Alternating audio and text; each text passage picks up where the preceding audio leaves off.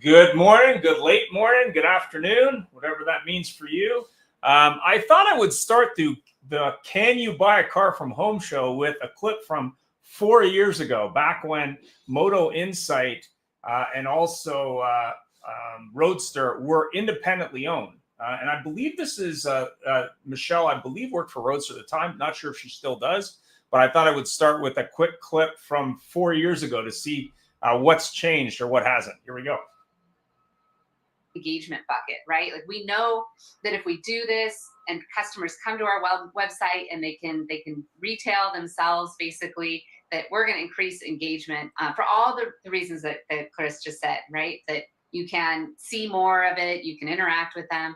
The efficiency piece is the piece that I don't think, as much as we talked about it and a lot of our dealer partners have experienced, most people didn't lean into that until COVID. And I think that's really where the rubber meets the road in this, because it's great for customers. Yes, they're ready for it. But really, if you as a dealer can't see the value yourselves, whether it's productivity or profitability, then it's going to be really hard to sell that in and get the buy-in. So what we're actually seeing now from an efficiency standpoint is that people can actually increase the number of units that their salespeople can sell, because they are doing this in a remote capacity. If you think about it, most of the traditional retail experience is very linear, right? Customer comes in and the salesperson is assigned and they sit with that customer through the whole process, or they have to go to the desk, but they're involved with one customer at a time. And so what digital retailing actually does enable it enables this idea of remote selling, where the customers can be in different places and the sales people can actually encourage them through the process. The more that customer does online, interacts, you can now actually work with multiple customers at one time. So we've actually been studying this since the beginning of the pandemic to see, because this is a number that hasn't moved. So just so you know, that video that she talks a little bit about numbers, so you can definitely check that out to see where the numbers were 4 years ago. I know in some cases the numbers have actually went down from that point, depending on the solution. But we're going to get into the show, so let's get into the leader.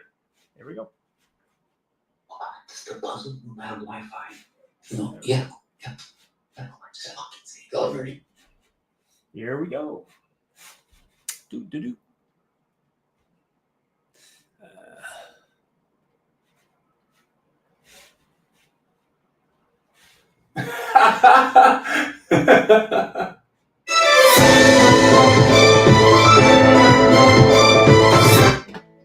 Alright. Life is about connection. Having a support system to lean on. And roads to endless possibility.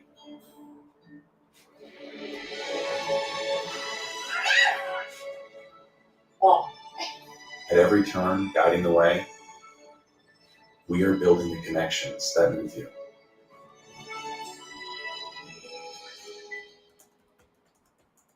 One of the really nice things about Larry, one of the reasons that we brought him to our dealership, is he's still very much aligned with our core values. So with our brand, which is thoughtful and professional service. And because that alignment really worked out well, because he was so committed to the success of others, we really knew that he was the right person to spend time with our sales team, with our managers and each sales consultant. And we're just really thrilled to have a partnership with him. And so we thank him. How do you adventure? Is it fast? Is it free? Is it clear?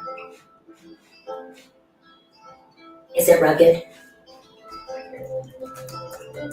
Is it remote? For your next adventure, trust MotoClose for buying, selling, trading, and protecting all of your motorized assets.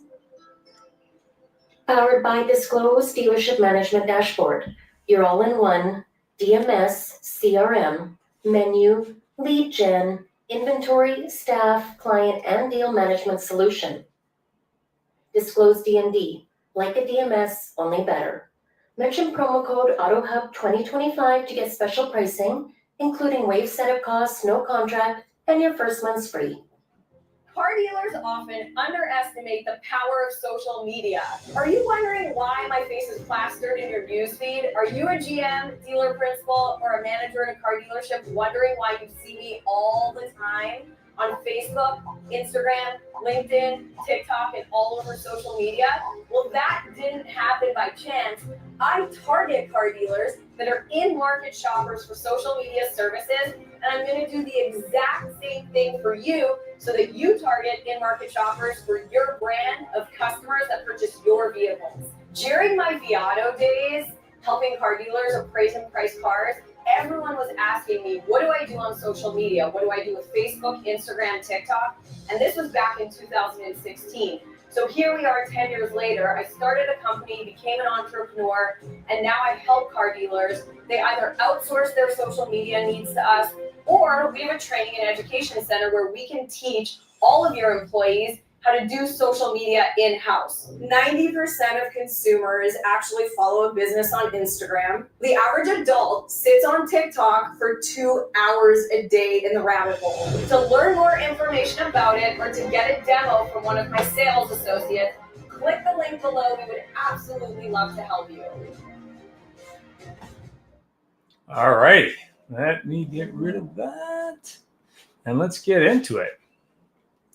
So we have a number of guests today, and I believe Larry just joined us, so he'll be in there. I think he's muted, but he'll be there shortly. So we started with Abdul, who's new to the Auto Hub Show. Abdul, you are muted, just so you know. So Abdul, maybe what you can do is unmute. I changed your name for you, by the way, on Zoom. And what I want you to do is introduce yourself and then talk about if digital retail is the future of buying cars from home, in your opinion. You're still muted. I think I can unmute you. One sec. Oh. You have to unmute. So while you're oh, there you go. So Abdul, introduce yourself and answer the following question. Is digital retail the future of buying cars from home, in your opinion? In my opinion, for the 27 years that I've been in the last 7 years in digital marketing and all of that, Yep. I've seen, I've seen companies try it like Carvana and now Amazon or something like that. But if you remember AutoNation, when they came in first with their used cars with discount pricing and one price shopping, that didn't work. And same thing now that you see with Tesla, they had to open their showrooms. In the United States, my humble opinion, especially Western US, where majority of the vehicles are sold, and California, consumers still like to visit face-to-face. Okay. And yeah, they like home delivery, maybe on used cars, but overall on certain new vehicles and trucks and things like that, it'll be a while before they get comfortable enough to say, okay, I'll do it remotely. They're back into the habit of going and visiting and all of that. Understood. That was during COVID, that short time. Understood. So Doug, I know you don't do anything to do with people online buying cars at all. That you have no expertise there at all. No understanding. You're new at this. So in your humble opinion, do you think people will buy cars from home in 2025 and moving forward at a higher clip than they have, say, 4 years ago, as we played the video from the past? I think we're certainly seeing it with our current venture, our partnership with Amazon. Yes, people will buy cars at home. Is it for everybody? No, it is not for everybody. But I think just like buying groceries, you can do that and have them delivered. Not everybody has groceries delivered either. So I think what we're going to see is that digital retailing will continue to progress, and it might end up, settling around 40-50% of customers that are willing to do it. But I think the vast majority look at digital retailing as a part of their overall purchase experience. If they can get an awful lot of it done before they have to go to the dealership, and they can value their time that way by going in and minimizing it, that's probably where it'll settle around for the other 50% or so. Fantastic. Now I know Numa has nothing to do with talking to customers in any But Numa, maybe Derek, you could talk a little bit about how you see customers communicating with dealerships and maybe doing more from home, being that they can actually reach a person or a virtual person to help them with your technology. Go ahead. Yeah, it's funny. You played that video from 4 years ago, right? Yeah, it's 4 years old. Just I'm not making this up. I know. And we had a spike in between then and now, right?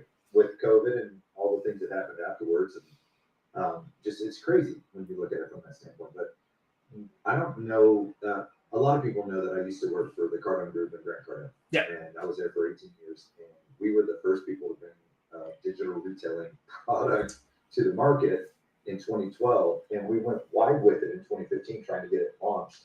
And I look back at what we were doing then, and it makes me laugh because the pushback that we got during that time is the pushback that I still hear dealers saying today. So your 4-year-old video makes me chuckle because it's very reminiscent of the things that we went through 13 years ago when I was with Cardone when we tried to launch digital retailing.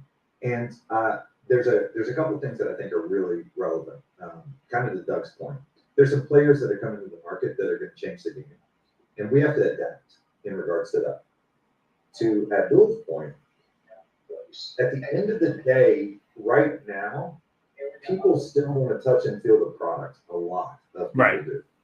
I have not been in a showroom to buy a car until a couple of months ago. Like in the last 10 years, I don't think, maybe the last 20 years, I don't know that I've actually shown up to buy a car. I did it all over the phone or the internet.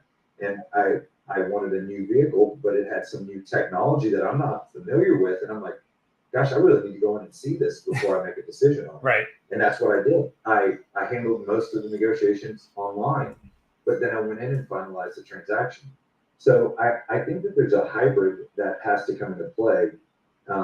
But I think that, and you know, this is kind of a unpopular opinion sometimes, but I think that dealers' way of interacting with customers over the internet has to make a 180 in a lot of cases for them to be able to embrace digital retail. And what I mean by that is, I did a big thing with TrueCar a long time ago when I was consulting, and one of the biggest limiting factors of TrueCar's ability to get cars pushed through dealerships was that when the customer got to the dealership, the negotiation started all over again.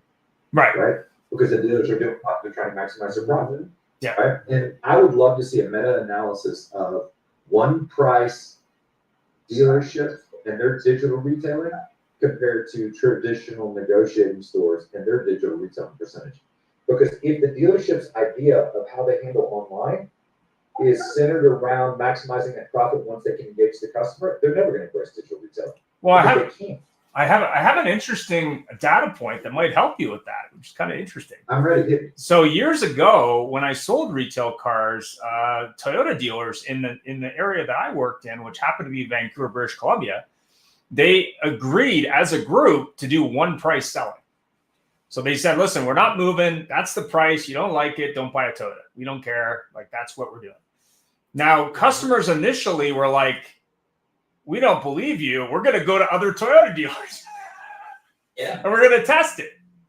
And then basically what they found out was that every dealer was doing exactly the same thing. So eventually they gave up on it and they started buying Toyotas. And then what happened, which was kind of, I guess, the devil's in the details sometimes from a dealer perspective, is the dealers had to change all their pay plans because people started making too much money. And they didn't like that, so they had to change them. But then what happened is they started to go, oh, squirrel, what are the deals I'm missing because I'm selling it at full price? Like, I'm selling all these cars. That's all good. It's full price. Love it. Had to change the way I pay people because I'm paying them too much, in my opinion, whatever. And now it's like, well, maybe Honda's stealing some of our business. Maybe Nissan's getting some of our business because we're not flexible. So what eventually happened, it took a couple years, but what eventually happened is they bent on it. So they went back to negotiating. But I think they had the right idea. Now, this was over 15 years ago now, but they had the right idea. And I think most customers preferred it because they knew they weren't going to get a better deal somewhere else. They knew 100% that it was the same price. So they were buying it for X. Yeah. So we have a group in Colorado that's been one price since the early 90s, and Yeah. they don't vary. Yeah. And there's two types of one price dealers. There's the ones that really are truly one price that truly will not vary. Yeah. And the negotiation comes into the trade Yeah. or something else, but certainly not the price of the car. And they justify it and they tell the customer why. Yeah. And they live by it. But as soon as somebody cracks once, they're no longer truly a one price dealer. They're like, yeah, we're one price until the last 5 days of the month, then we'll do whatever it takes. I think, Derek, to your point, where digital retailing can really thrive is in that example of what you see online is exactly what you're going to see in store. When you come in, there will be no surprises. And frankly, when you think about it, when you're buying a car, for a lot of people, it's a big event in their life. I mean, they're going to go to the dealership. They're going to be catered to, theoretically. You're going to have this great experience. Where digital retailing can really thrive is have that same experience online so that when they're online, they're being catered to. Questions are being answered. There aren't any surprises. Everything's being attended to so that it carries from online and in store. It's just one long, elongated process that is just very enjoyable. That's where dealers are missing the boat, is they're not making online transparent and easy and enjoyable for the customer. Well, I always use that example of that. I don't know if you've ever seen that hotels.com ad, but there's like 3 guys sitting at a table and the one guy paid too much and the other one's paid less. So it was this ad like, oh yeah, you got beat up because you didn't do the homework. So I think that's the challenge that they face is make the decision and stick by it. You can't figure out what you would have lost potentially, but what you're farther ahead, not only with your customers from a customer experience point of view, but also with transparency and consistency. I think that makes more sense as a brand as well. Like you don't see one Tesla dealer selling it for less than another, or one Rivian dealer selling it for less than another, or one Slate dealer, or the new one with Scout we were talking about. Larry, did you have any thoughts? I know you're on mute, but I wondered if you had any thoughts. Yeah, I think I'm kind of in line with everybody so far, which is I think it mirrors EVs. I'm not an EV guy, but the people that are EV guys will always be EV guys. There are people that love the idea of buying online, or Amazon wouldn't be the behemoth that it's become. I don't think we're going to see in a year or two it take over, but I do think you'll see it grow a little bit because at this point, everything is convenience. And if you don't believe me, think about how many, maybe not where you are, Ian. There you got that hockey player who sells the coffee, but in the States, Dunkin' Donuts, almost every Dunkin' Donuts that doesn't have a drive-through has closed, and they've put it on a bigger tract of land because today, I guess getting out of your car and getting your donut and coffee is too much effort. So more and more people are going to want to be able to hit a button and buy something. It doesn't mean they're not going to need our expertise, because I've seen experienced managers and car orderers completely screw up orders. Can you imagine what the public's going to do? And then what do you do when the car comes with the wrong interior or the wrong package? So I think we'll see it grow a little bit. I don't think, a retail salesperson has anything to worry about for the next several years, but it is going to increase just because of people's buying habits. Thanks for that. To your point, Larry, I think there's a study that came out recently that said that customers were willing to buy online, but they still wanted to be assisted online. Mm-hmm. And that's where dealers, I think, miss the point, is they don't assist the customer as they're utilizing their online platform. I mean, if a customer is going to come into the store, and let's say you had a kiosk and they could do everything, you'd probably be there helping them through and say, yeah, that's the next step, that's the next step. If we had the same mentality of helping people online, digital retailing would be a lot more successful. 100%. I mean, we're doing a trial. We're doing a trial. That actually helping talk to customers. Why don't we do that? Larry, look, I'm born and raised in Boulder, Colorado. I'll just spew utopia forever. That's what you're getting out of me. Yeah, I mean, we're doing it. We did get the All-Star game when they stole from Atlanta, so there are some advantages. Yeah, we're doing a trial with a company called Easy Car with VidCalls, and there is a 60-day free trial going on right now with VidCalls if you want to check it out. And you can register right online. It's free for 60 days. But the reason we started with Easy Car with this trial is they wanted to have exactly what you said, Doug. They wanted to have that concierge service on demand when the customer wants to buy a car, so they can actually get questions answered. Because when you look at the take rate of digital retail. It kind of peaked at that, say 20, 30% during COVID, and it's kind of leveling off. And I think the reason is people are like, well, I could buy it online, but it's too complicated. I need help. And a lot of the tools just don't have help. It's like, yeah, okay, Well, go through the not only 20 that, steps. Good luck. To your point, a lot of the tools are so intimidating and so Yeah. arduous to get through that you see a high abandonment rate early on, because they're like, what am I doing? I just wanted to play around, and now they're feeling like they're feeling pressured, or they're having to jump through all these pop-ups and this and that, and it just makes it too much of a hassle. Yeah, I mean, when you look at it, Derek, I mean, I know we were talking a little bit about Carvana, Clutch in Canada, Amazon. Last week we talked about Walmart. They have a process as well they work with. When you look at all these players in the space that are changing things, do you feel that that's changed the conversation for dealers with digital retail? Like, I know you talked a number of years ago, you were trying it, but do you think they're now like saying, oh, maybe I should look at this? Like Amazon's in the party and Walmart, the biggest retailer. Maybe I should look at it now. What do you think? I think that with the pressure from the OEMs, right? I think we'd all agree that the OEMs are pushing on digital retailing, that this is a core competency that they want to see happen. So I think that the pressure has been there for a while. I think it's just adoption. And right. Doug said it about the tools. One of the things that I think that Roadster did really well with their launch and the way that they approached it was that they wanted to have a seamless experience. They wanted you to use Roadster as a consumer on the web, and then they wanted the dealership to use Roadster when you came in, right? And so that doesn't get you all the way to digital retailing, but it certainly gets a seamlessness of the experience across. I think what's going to happen is, as Amazon pushes forward and is working with dealers and hopefully not competing against them, but working with dealers, we're going to see some more adoption. I kind of was laughing about this question because I'm going on a cruise this week, right, with my fiance. And one of the dress-up nights is a toga party. So you know what I did? I ordered 4 togas off of Amazon. They're all getting delivered today to the house. I'm going to pick one of them. I'm going to return the other 3. Yeah. How freaking easy is that? Yeah. I mean, if it's not that easy, the average consumer is not going to do it. And so the tools have to be integrated into the process. The process has to support the online experience, and the customer has to be willing to go through it. Like, there's 3 parts to this that no matter how we slice it, all have to be hitting on all cylinders to see that growth in the digital retailing. I really, I'm a huge advocate for it. I love the idea of digital retailing. Obviously Carvana is doing something right with it. Yeah. I mean, there's ups and downs, but obviously they're doing something right with it. They're getting the cars delivered at the dealership. People are buying it online. I know AutoNation has been successful with it. I know Lithia with their Drive program has been extremely successful with it. I talked to some of the executives at Lithia, and they were telling me the growth that they anticipate over the next 5 years with that, it's phenomenal. And so when you look at them setting regional drive centers where they're going to be working with the dealers in their network to sell digital retailing into customers, like it's crazy. But what do? They put a human in that deal, right? Oh, yeah. They put a human in the deal to support the process, and they got the tools and the technology to do it. So I think that you have to have that alignment of the customer wanting to do it, the tool being easy to use, and the process matching.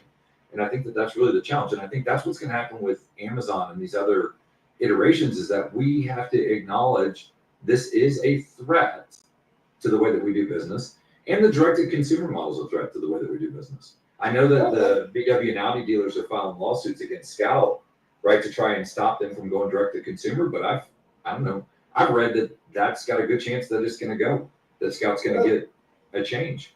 Yeah, well, Polster did that, didn't they? Didn't Polster do that with initially? View it as an opportunity. Yeah. Yeah. I mean, you look at Nordstrom's, you look at Macy's, for example, and they compete with Amazon. But what if you actually had online concierge service that gave a higher level of service for those retailers who maybe have to compete, but they're not different? Like, they just have a retail footprint. Having a retail footprint alone isn't enough. You've actually got to provide help for that customer and provide that better experience how they want to buy. I think Ben Stocks talked about this at length. But yeah, you got to meet the customer where they want to be. Yeah. Right. You have to be digital. You have to be physical. Whatever the customer is after. And Doug, I want to hear what you're saying. Yeah. On Go ahead, Doug. I agree. No, there's two ways you can look at it. You can look at these like an Amazon or something like that as a threat, or the better way to look at it is here's the opportunity for an industry to improve its game.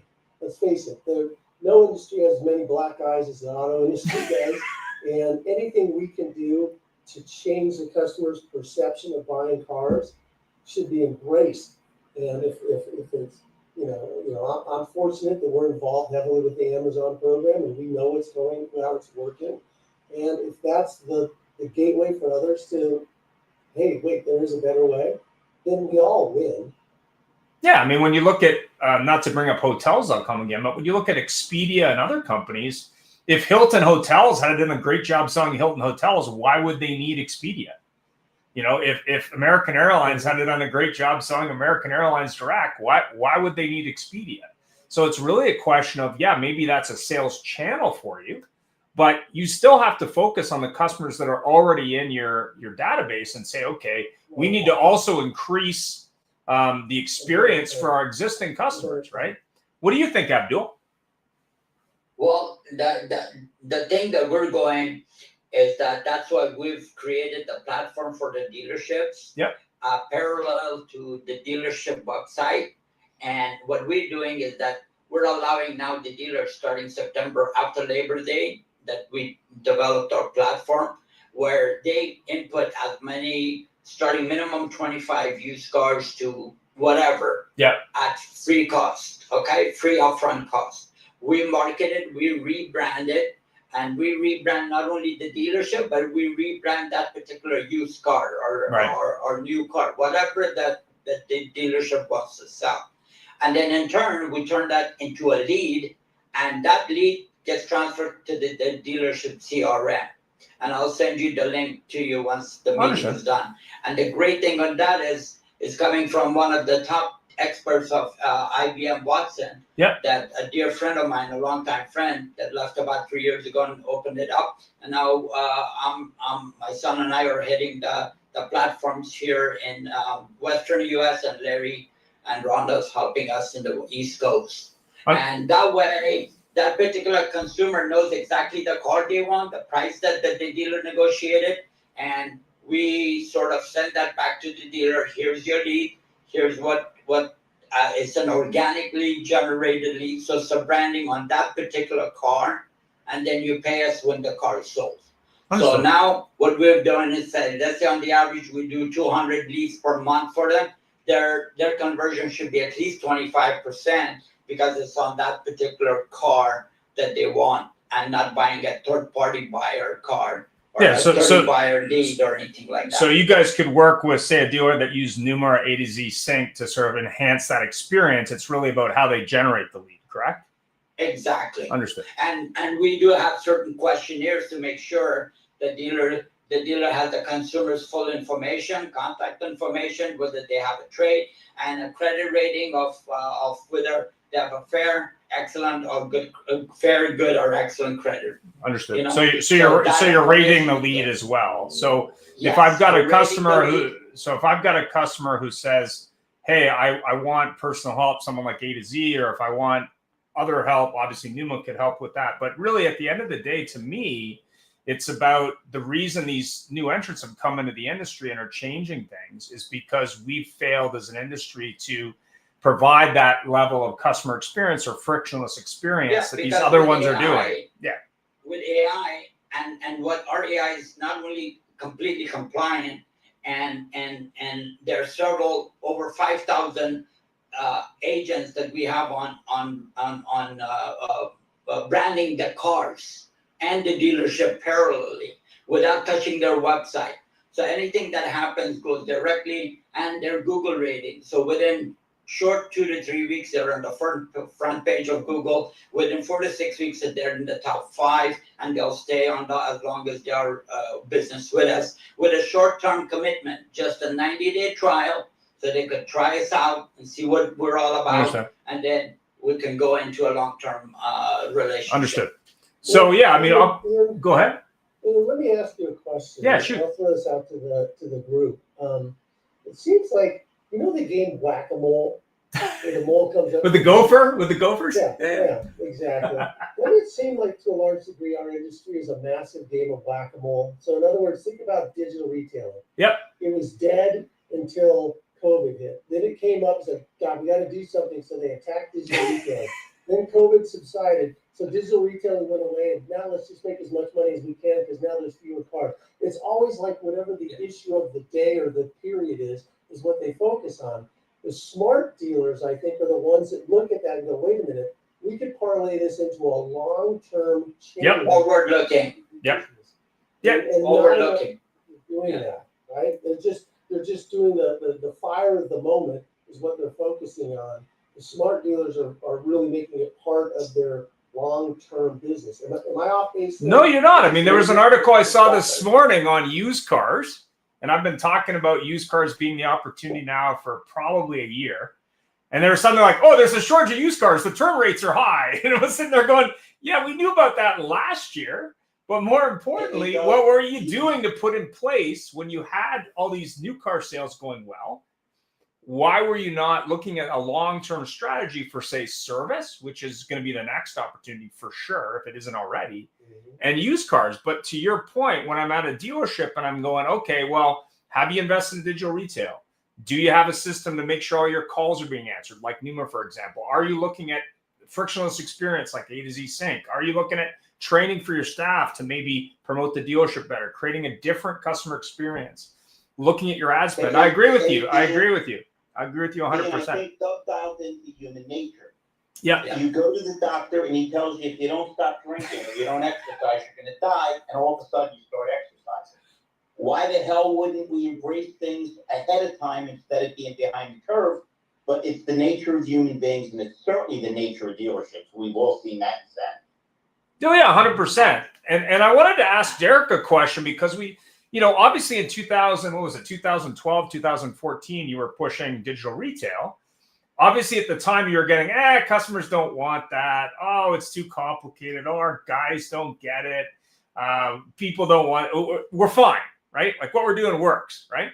But then you fast forward to Doug's point to 2017, 18, 19, probably 19 was the peak, 20, where people said, people aren't coming in anymore. We need digital retail. We need to adapt the model. And then everyone rushed and got it installed, but did they actually make it part of their process? So what do you think's preventing them now, being that they all have it or are paying for it or did, from saying, okay, let's roll with this and move the needle from, say, that 20% to Larry's point, 50%, but start moving it. We're doing it. Now let's optimize. What do you think? I think that there's a couple of things. One is that it's a pretty technical thing. Yep. Right? To have everything synced and to have it all work together seamlessly, that's pretty technical. So I think that some people have put in a patchwork solution that does not actually complete what they need to do. There's holes in it, right? Yep. I think that I think it's a different conversion pathway. I think that customers that are interested in buying online completely are going to engage the dealership differently, and they're going to need to be treated differently to convert. I think that that's like a critical piece, and that goes back into the process. And I think that Doug might have said it, Abdul might have said it, Larry might have said it, somebody just said it, but transparency is a critical piece. If we're not promoting transparency in the transaction, then I think that we are going to struggle to get digital retailing anywhere close to any number higher than 7%. Like I think that's a huge issue. Yeah, I mean, I remember back in the internet department that I managed, God, it's got to be 18 years ago now. And we moved the needle from, I think, about 6% when I started to about 20% delivered cars. And I remember the managers at the time going, yeah, these people are just different cats. The internet's only been around for 10 years. They're just weirdos. They're like the fringe. Those are the people who want to buy online. They're just not following our process. And the thing that was funny about it wasn't that. Was that, to your point, if you're putting people through a new funnel or a new process, digital retail, and they're not going through those gates, they're not going through those steps and becoming a customer at the end, you got to question, like, how am I helping them do that? Or is the process just not optimized for that customer? Yeah. When you look at Amazon and you look at Apple and you look at other retailers, and granted the products may be less expensive, they've optimized that process over time. It's not like they magically started selling books and then they started selling furniture. Like it was over time. And I think that's what the dealers need to realize is, we've been doing this since 2014 and we've got, let's just say 7%. How do we get to 10%? How do we get to 20%? How do we figure out? Is there a value for us getting to 10%? Yeah. Right? Like that's the thing that the dealer has to establish. And I think sometimes we conflate two different things. Cox did a study in 24, and I don't remember the exact percentage, but it was over 80%. Yeah. Over 80% of people want to complete some part of their actual purchase experience online. Yeah. 82, 83%, whatever that was. They want to complete that online. That means that they have to complete the rest of it inside the dealership, right? And only a very small sub percentage want to complete the whole entire transaction online. So I think that we have to have this hybrid approach that acknowledges where the customer is, meet them where they want to be, do the parts that they want to do online. I know I talk to friends all the time and they're like, hey man, I want to get the price and the payments. I want that all established before I even show up at the dealership because I don't have to go through that there. Like I hear that from people, but then they still want to show up and go see the car. So I don't know. I just think there's a lot of things there that are all in there. Ian, we couldn't see because you're. Yeah. It's insights. It's the study from CDK Global. You can get it. You can get it right online if you want. Download it or have a hard copy if you prefer. But I got a question or a comment from LinkedIn, and maybe you can answer this, Derek, since it's an AI question. But anyone's welcome to answer. I believe digital retail can make a comeback like never before, especially if it's linked up with AI.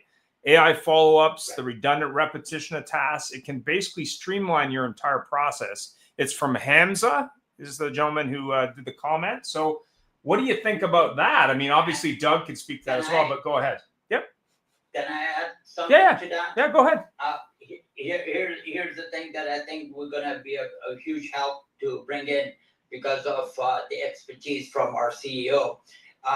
We have also developed a 24/7 phone call for these leads that come in, and when they go to the dealership and the call goes to the dealership BDC center or internet center, we give them 5 rings, and within 5 rings, if they don't pick up, our AI agent will make the appointment for the dealership, and it's 24/7 available for a very small fee, and if they don't, we follow up on it, and if they did not pick up.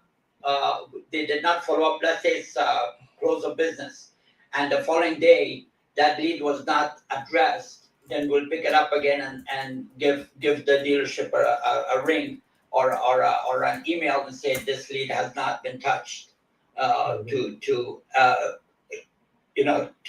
maximize their exposure, their conversion. Yeah, it sounds like a good solution. Dealer.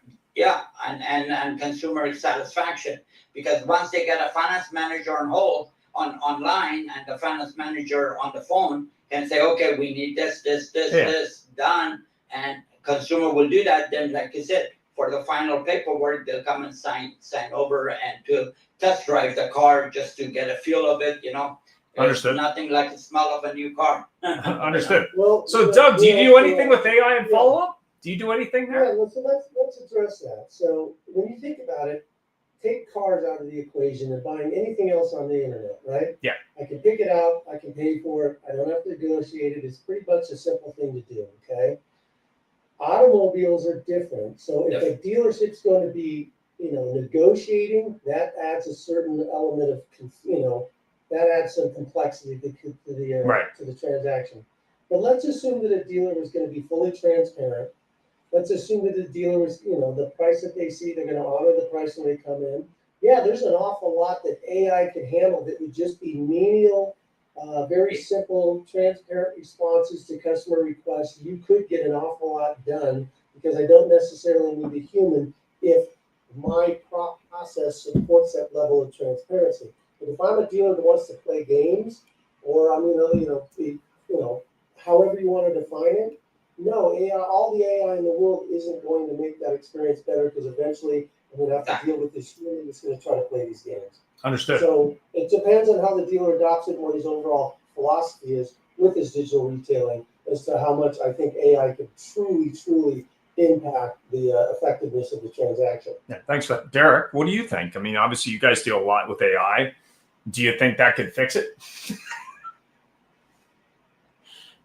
AI is not a magic wand.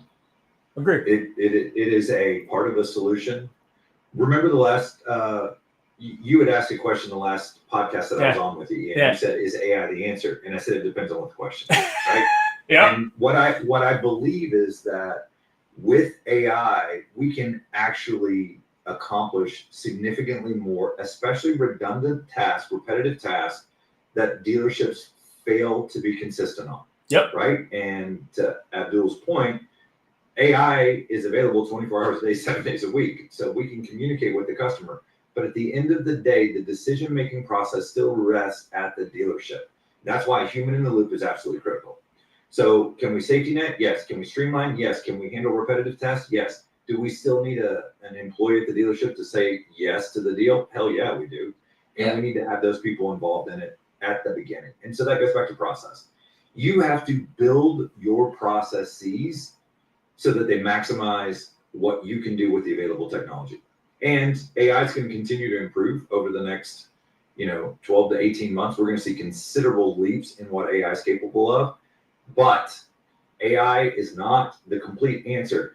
I have seen so many people use AI in sales, and their lead conversion actually goes down. Why? Because once we're in there, what do the people at the dealership do? Well, I don't have to follow up with that person anymore because AI is handling it. That's not true. We engage the customer. We set the table. You need to get in there and get the deal closed, right? And so the best dealerships that we see using AI in the sales operations are the ones that are actively engaged with that customer, even though the AI is participating in the follow-up. So maybe that helps with where we're Yeah, I mean, I think I always look at AI, to your point, and to Abdul's point, and to Doug's point, as an intermediary step. So if I have a process on digital retail or just road to the sale digitally, let's just say that's my process. It's going to be a series of probably email, text, phone call, and maybe some AI mixed in there just to make sure it's followed. But you can't step away from it. I mean, the reason when I managed the internet department, we were so successful and the previous managers weren't, is they just said, oh, if the person isn't buying for a week, they're never going to buy. That was their philosophy. And the same is true in a lot of subprime departments where they follow up that person like it's the end of the world for 3 to 5 days, and then they abandon them. They're like, there's a new lead, I'll deal with that. So I think there's an opportunity when you blend it in intelligently, but it's that last mile. So it's that conversation the AI has that then you got to hand it off to a person, or you're handing it off to a person and maybe they do part of it, and then maybe they're bad at doing follow-up 1, 2, 3, 4, 5, right? And from there, that makes sense to make sure that's done. But at the end of the day, they can't ignore the person part of it. I think there's a show, Human Side of AI, that a friend of mine does. But Larry, I know you train a lot with people on the phone, but also in person. I know you're on mute, but maybe you can give us your thoughts on how do you think AI can move us forward towards that, call it 20% goal, which I think it should be our short-term goal, not 100. But what do you think, Larry? I don't know if you can get off mute. If not, maybe Peter can comment. I think he's not hearing me. So Peter, did you want to comment on that? So just repeat the question quickly. I just signed in the car. Yeah, we've been talking about AI in the digital retail process, and the fact that to Derek's point and Doug's point, to a limited degree, I think, I could be wrong there. AI isn't a silver bullet. It isn't a magic bullet. It isn't a werewolf round. It's part of that process. It can be built in there, but you still require people. But is that going to fix it? Like if you sprinkle it into that process, will that move that digital retail process forward from the 7% to maybe 20%? So first of all, yes, I agree with adding the AI and automation to an extent. That extent has to be to where the customer is comfortable with, and we don't know that until the customer pushes back. But I do believe that it's going to move the needle, and I think it's going to move the needle way past 20% as soon as dealers recognize the fact that consumers actually want digital retailing. And that's the push that they're having a challenge with. And I've had a massive LinkedIn thread going on right now on this specific topic. But it's, if they don't recognize it, that Carvana, Tesla, and Amazon, three of the biggest retailers and biggest companies in the world in automotive, are 100% digital retailing, and they have to understand that AI is driving that. So once they wake up and smell the coffee, I think you're going to see an uptick to probably about 35% digital retailing. I don't think it's going to go higher than that. Interesting. So again, comes up the next question then. Is 100% possible? Like, do you think at any point are we going to see 100% remote? No. I don't, like, even Tesla that was 100% digital retailing, knowing this by buying 5 of them, you can now go into what they call a service center or a buying center and buy it in a traditional manner now. So they've actually dropped down below the 100% threshold that they were at. Right. I would say, is it possible? Yes. Is it probable? No. No.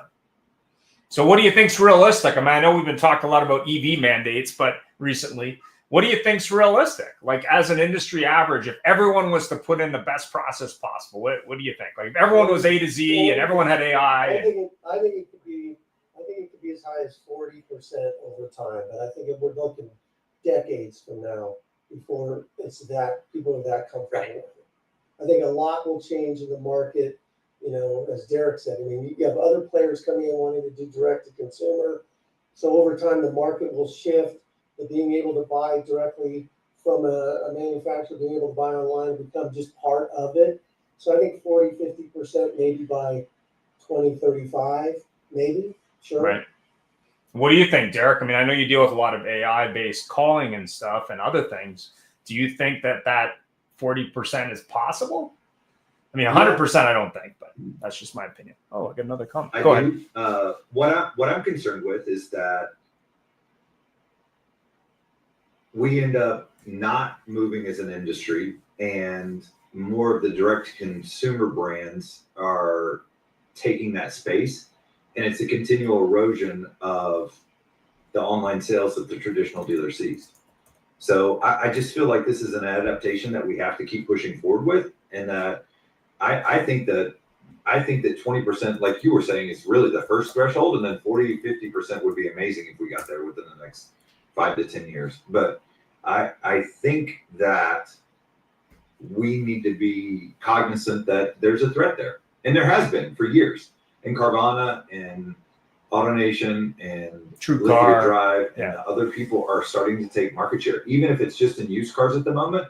But with the growth of the DDC model and the direction that's going, if Scout wins these lawsuits, that's going to open the floodgates, because then all an automaker has to do is rebrand a product to a different franchise and then start selling it direct to the consumer. So that's scary, like with the way that our franchise laws are written. So not being negative, I just think that there's an opportunity that we need to maximize, and I think that it's going to come at a cost that dealers have to be aware of that. Yeah, because CarSaver, I think, has a new product called Boost, which is kind of doing the same thing. And we had the gentleman, Hamza, talking a little bit online about chat bots and call agents and that kind of stuff. But at the end of the day, I think you've got to set that target, to Doug's point, everyone else's point. If I'm moving from 7 to 20, that's a big jump. To get to 100, that might be a long road, but at least you're moving in the right direction. If you're paying for that solution and you have a broken process and people aren't using it, you got to question what you're doing. And I think that that's what a lot of dealers aren't doing. They're saying, yeah, it was a nice thing we tried back in COVID times. And we're going to just move on to the next shiny bongle. What is that next week? Hey, Ian. Yeah, go ahead. I also think you'll see it move up and possibly under 50%. But what'll be interesting is nature abhors a vacuum. And what you'll see is a whole industry of people, like now there's people to help you get a good price on a car. Yeah. Next, you'll see a cottage industry of people that help you order your car online and get the orders right. Oh yeah. I mean, I think you look at the younger generation, but even the older generation. I mean, people like buying cars less than dentistry. So there's obviously an opportunity for people to say, hey, could you be my concierge or my coach to go through this process for me? I just want X, Y, Z. I don't really want to deal with it. I just want to make sure I don't overpay, and I want it to be delivered to my house the way I want. So you'll have digital brokers. Yeah, digital broker. Yeah. He's Yeah, somebody that can help ease the process, because like I said, even managers screw up orders. I'm afraid to think what the general public will do. Oh, that's an interesting idea. I mean, when you look at it, I registered a domain, years ago about that. Anyway, go ahead. You had a comment there, Larry? Think about this. No, I think he's gone. Go ahead, Peter. Sorry, think about this, Ian. I'll use Derek spoke to me that technology is doubling at the rate of 7 months. And if we know that, that is going to be the exponential difference in how fast the adoption is to digital to retailing. So I'm looking at it and saying that you are in a positioning that you're going to see an exponential growth to what I would say saturation at just shy of between 40 and 50% over probably the next 3 to 5 years. But do you think 100%, or do you think that's never going to happen? Never.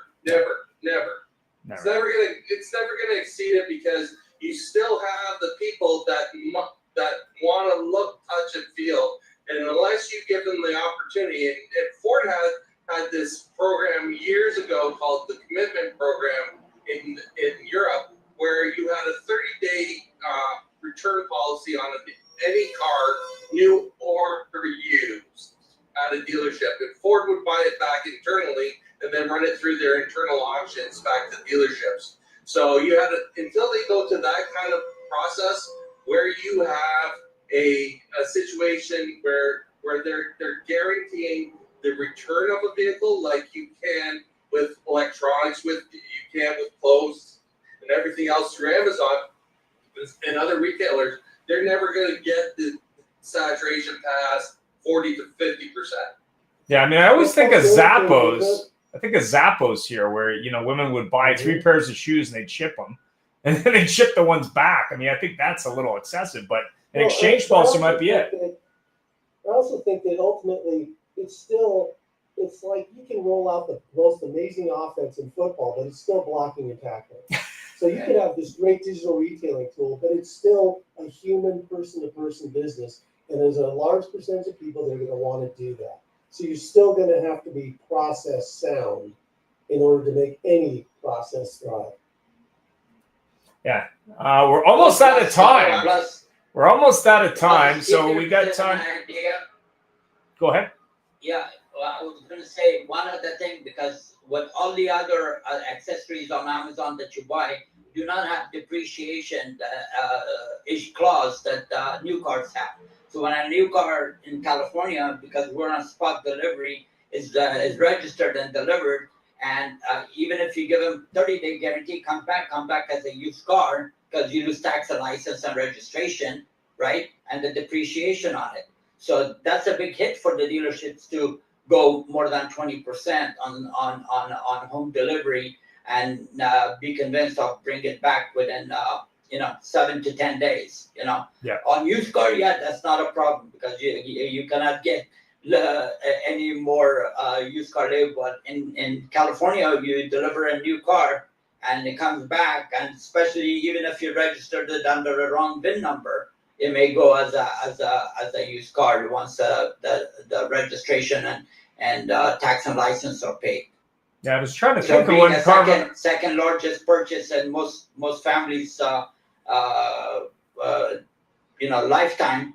It makes it rather challenging to exceed that 20% home delivery on new cars. Used car possibly higher. Yeah, I was trying to think of Carvana. I think Carvana has an exchange policy, but even certified used cars, I think when I sold cars, they had an exchange policy. But we're almost out of time. So the last question was, should the next steps dealers make? What's your comment on that, or the first thing they should do to fix this problem? Go ahead, Derek. I think that the next step is they have to identify if that's the path that they want to go on. And if it is, they have to commit. They have to make sure that their process inside the store align with their processes outside of the store. And they have to make sure that they got the technology in place to convert. Yep. I think that's really it. You just have to say, am I in or out? Like that, I mean, kind of halfway in and halfway out doesn't work. So if you're going, go in, go all in. Fantastic. Doug?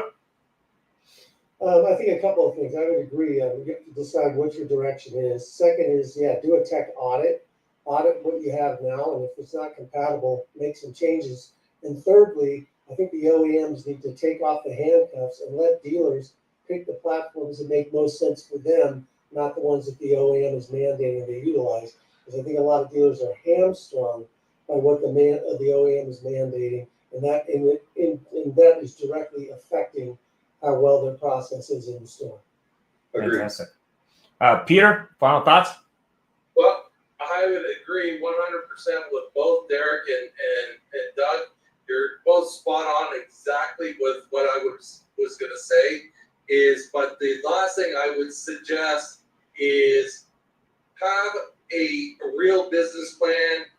Make it a 1, 3, and 5 year outcome, and reverse engineer back to where you believe you're going to be in those time periods, and see how you have to build the process and what tech is going to get you there. And if it doesn't fall into that business plan, then start over.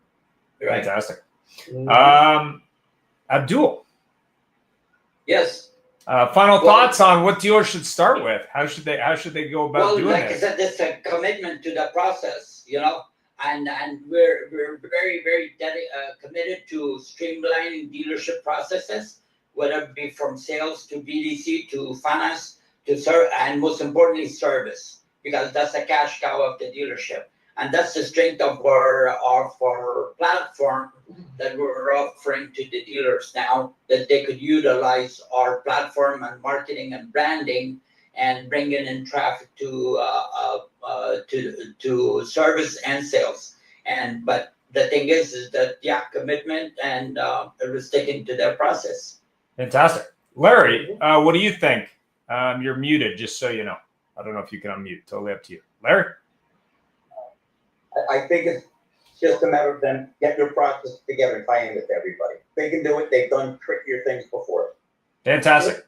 If you are interested in trying vid calls for 60 days for free, definitely check out vidcalls.com. There's a trial going on right now. You just need to register. Thanks very much for taking the time today. And of course, there will be details on all the guests today if you want to reach out for help in your buy from home solution, which we all know is going to get to 100% eventually. Fingers crossed, right? Have a great day. Thank you.